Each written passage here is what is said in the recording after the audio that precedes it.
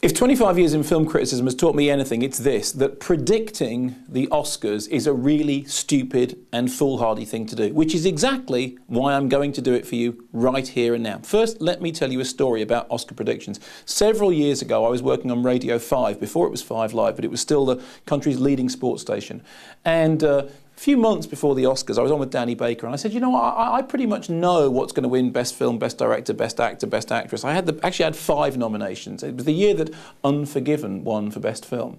And Danny said, oh, you know what? And I told him, and he said, oh, you're very certain? I said, yeah. He said, well, you should put a bet on it. Now, I don't bet, because I was brought up a Methodist, and Methodists don't bet. But Danny was quite forceful, so I said, OK, fine. So I put a bet on these 5 things.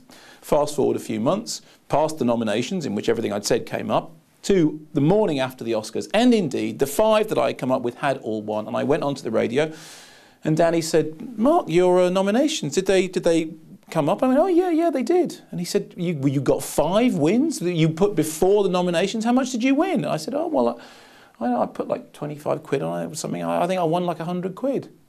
And Danny said, you did do an accumulator, didn't you? And I said, on Radio 5, the country's leading sports, therefore horse racing station, what's an accumulator? The rest of the show was then taken up with a game in which people rang in to tell Mark what an accumulator was and to find out how much money he could have won had he known what an accumulator was.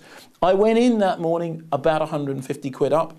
I came out about 70 grand down. And I think that was God's way of telling me not to bet. Not by making me lose, but by making me win very badly. So I'm not a betting man.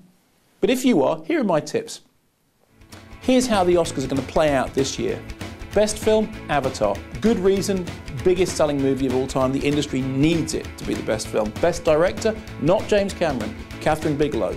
It's her turn because history is ready for the first woman to win in the director category. She just won the Directors Guild Award, and as we all know, Hurt Locker is a better directed film anyway, although often that doesn't count for anything.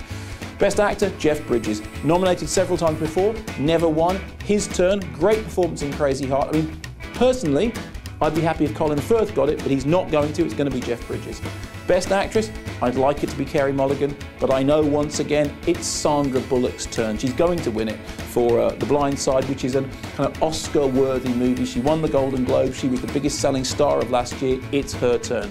Best supporting actor, Christoph Waltz. You know it, I know it. Best thing about Inglourious Basterds, which probably won't win anything else, but it's, again, he's pretty much a dead cert. And best supporting actress, Monique. So, best film, Avatar. Best director, Catherine Bigelow. Best actress, Sandra Bullock. Best actor, Jeff Bridges. Best supporting actress, Monique. Best supporting actor, Christoph Waltz. You heard it here first. And remember, gambling is a sin.